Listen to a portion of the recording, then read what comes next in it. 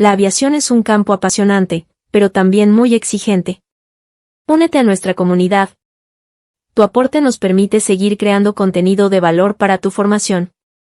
Y recuerda siempre, una aviación segura, se construye de conocimiento.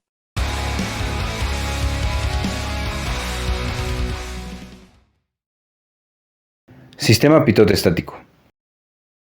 Introducción al pitot estático. El sistema pitot estático es un componente fundamental en la aviación, utilizado para medir la presión estática y la presión dinámica del aire. El sistema consta de dos componentes principales, el tubo pitot y el puerto de presión estática. El tubo pitot está diseñado para enfrentar el flujo de aire relativo al movimiento de la aeronave, midiendo la presión dinámica. El puerto de presión estática está ubicado en una posición donde la presión atmosférica sea lo más constante. Ese instrumento mide la presión estática. En combinación, nos sirven para medir las presiones de aire y al compararlas nos indican la variación entre las mediciones, que se traducen en diferentes medidas por los instrumentos análogos o digitales con los que cuenta la aeronave. Tubo pitot fue inventado por el ingeniero Franz-Henri Pitot en 1732 y fue modificado por Henry Darcy en 1858.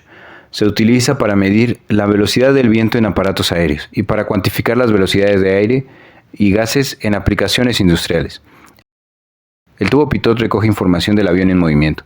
Está situado comúnmente en el morro o debajo del ala del avión.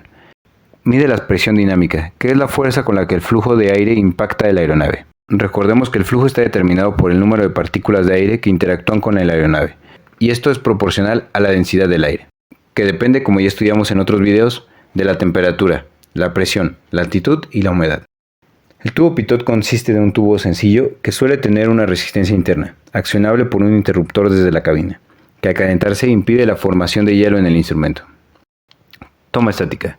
La toma estática mide la presión atmosférica con una mínima intervención del flujo del aire. Se encuentra protegida por una rejilla. Suele encontrarse en el fuselaje del avión perpendicular al flujo del aire.